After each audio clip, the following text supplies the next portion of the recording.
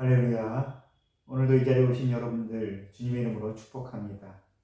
오늘도 하나님의 말씀과 또 기도로 하나님 앞에 가까이 나아가시면서 그 무엇보다 어디에서도 얻을 수 없는 마음의 평안과 삶의 위로를 얻으시기를 다시 한번 기도합니다. 이 시간 우리 함께 사도신경으로 신앙을 고백하겠습니다. 나는 전능하신 아버지 하나님 천지의 창조주를 믿습니다. 나는 그의 유일하신 아들 우리 주 예수 그리스도를 믿습니다.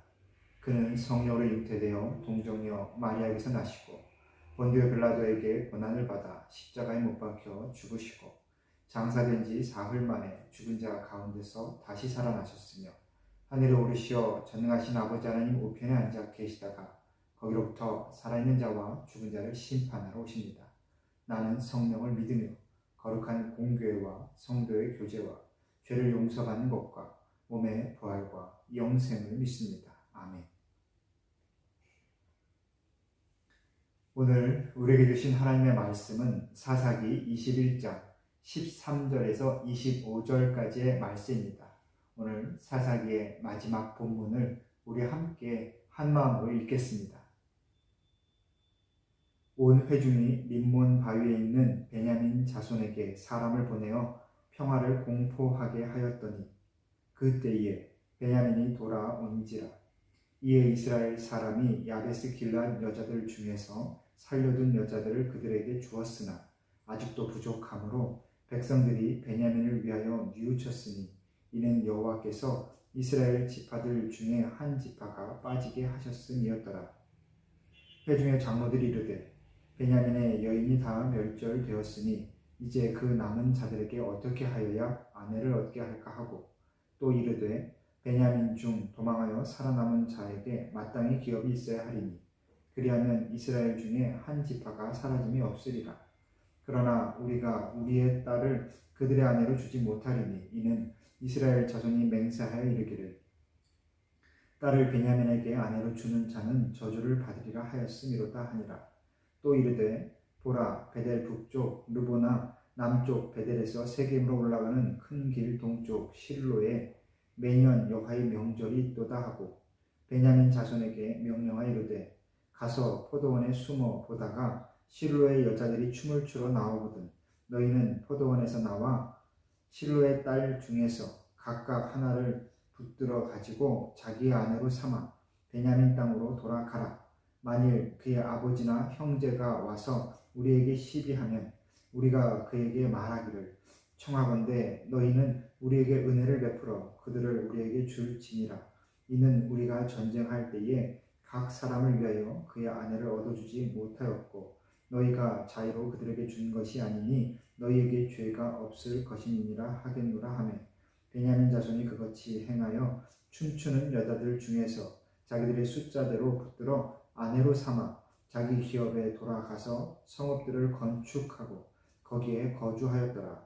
그때에 이스라엘 자손이 그곳에서 각기 자기의 지파 자기의 가족에게로 돌아갔으니 곧 각기 그곳에서 나와서 자기의 기업으로 돌아갔더라.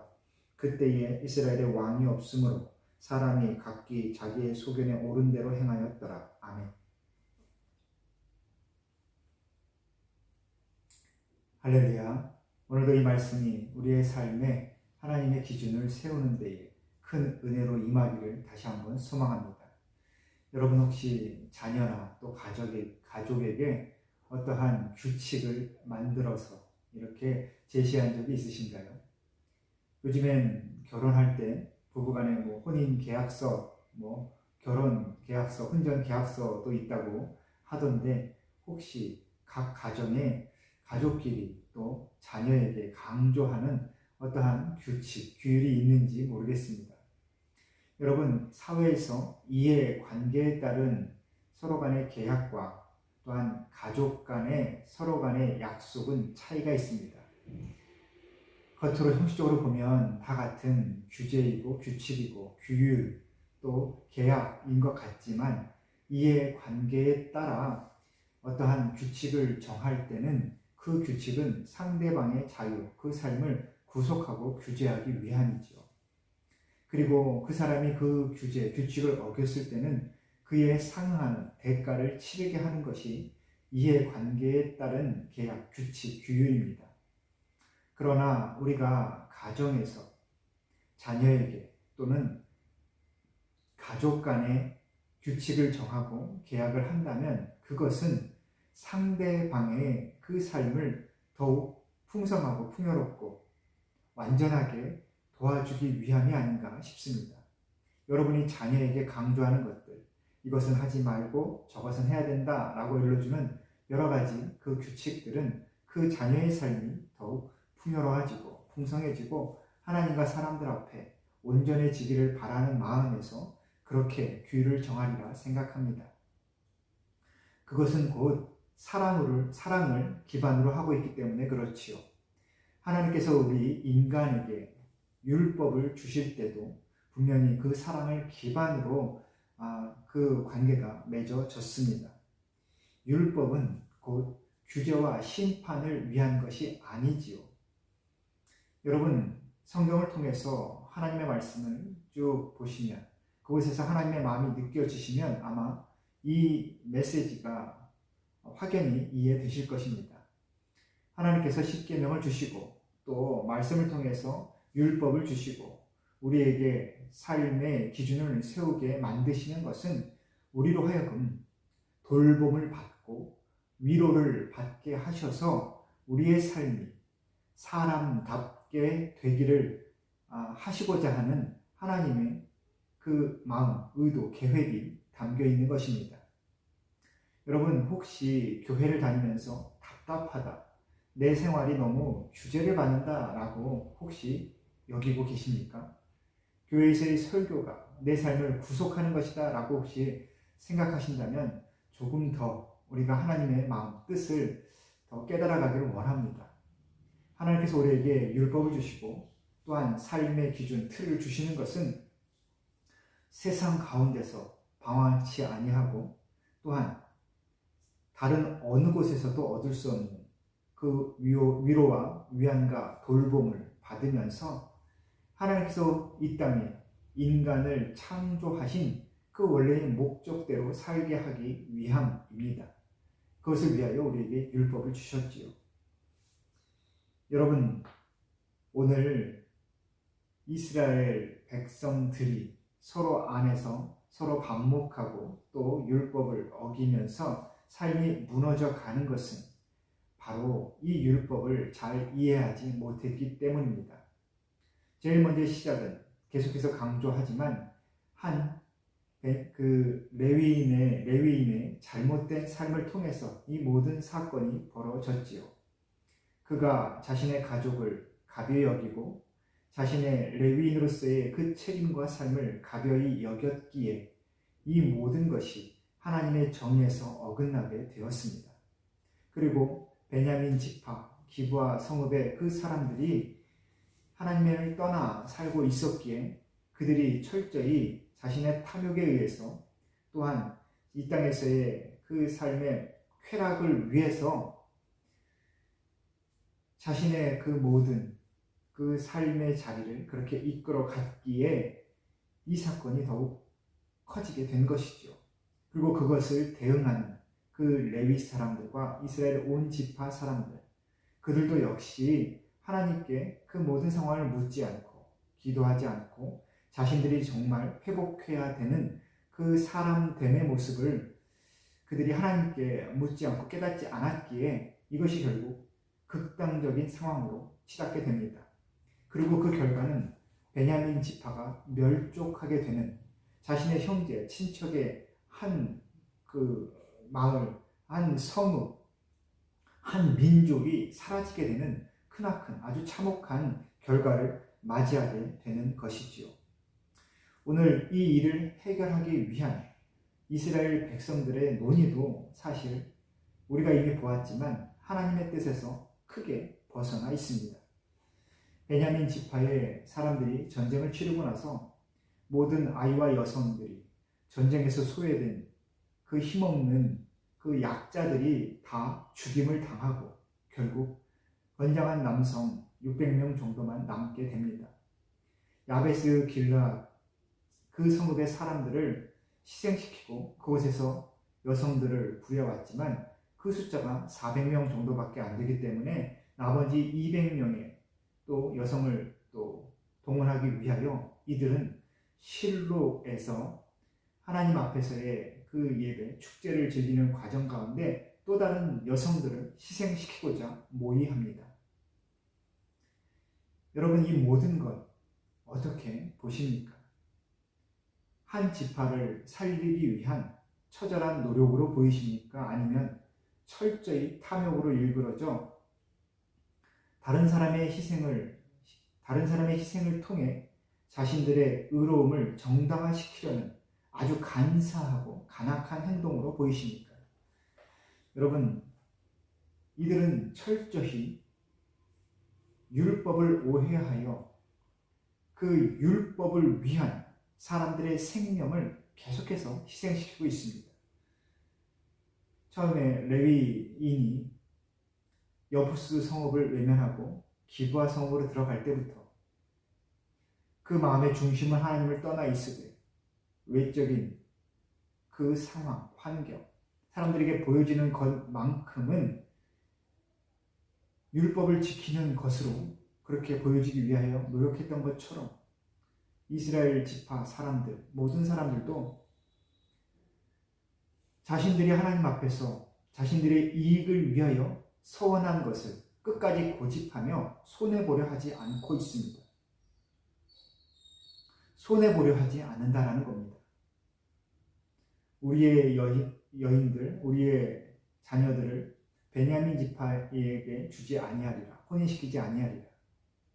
그것은 다른 것이 아니라 율법을 철저히 순고히 세우려는 것이 아니라 전쟁을 치르면서 내 가족의 그 희생은 하지 않겠다. 우리 부족은 손해보지 않겠다라는 마음으로 그렇게 하나님의 이름을 빌미로 삼아 그렇게 서원한 것이지요. 하지만 이후의 모든 상황들, 우리가 입다의 사건을 통해서도 보았지만 입다가 자신의 딸을 하나님께 번제로 드리는 그 모습을 우리가 묵상하였지만 하나님께서는 돌아서는 사람의 연약함으로 무지함으로 또한 어리석음으로 자신의 죄를 고백하고 다시 하나님께 돌아오는 사람의 그 진심을 외면하지 아니하십니다. 하나님께서 율법을, 규칙을 세우신 이유는 생명을 살리기 위함이지 생명을 거두시기 위함이 아니다라는 것이죠. 이후에 복음서에 보시면 예수님께서 안식일에 손 마른 자를 치유하실 때도 동일한 말씀을 하십니다. 안식일에 노동하지 말라라는 하나님의 율법이 있지만 그것은 쉼을 누리기 위하여 사람들의 삶을 보호하기 위하여 주신 말씀이지 사람의 생명을 외면하라는 말씀이 아니다. 그렇게 말씀하시면서 안식일에 노동하지 말라는 그 계명을 어겨 손 마른 사람의 그 손을 치유하여 주십니다. 그러면서 말씀하시죠. 너희 집에 있는 가장 큰 재산인 소가 강에 빠져 떠내려 간다고 했을 때 너희가 안식일이라고 그것을 포기하겠느냐? 너희의 삶의 기반을 위해서는 하나님의 말씀을 기도하고 회개하며 그것을 어기면서 왜 다른 사람의 생명을 살리고 내 자신이 조금 손해봐야 되는 그 일을 위해서는 조금도 물러서지 않느냐라고 하나님께서 그 마음의 중심을 깨닫게 해주시죠. 예수님 말씀을 통해서 말입니다. 여러분, 우리가 회복해야 되는 것은 우리의 사람됨의 모습입니다. 에덴에서의 모습, Back to 예루살렘, Back to 예덴, 돌아선다, Back to. 우리가 왜 에덴의 삶으로 또 예루살렘으로 집중해야 되느냐라는 것, 조금 어려운 이야기지만 신학적인 이야기지만 아주 단순하게 우리의 이해의 틀 안에서 우리가 생각해 본다면 우리의 사람되는 모습, 바로 함께 살아가며 하나님께서 주신 그 각자의 그 생명의 모습이, 그 삶이 함께 풍성해지기를 우리가 추구해야 되는 것, 그것이 바로 에덴의 삶이지요.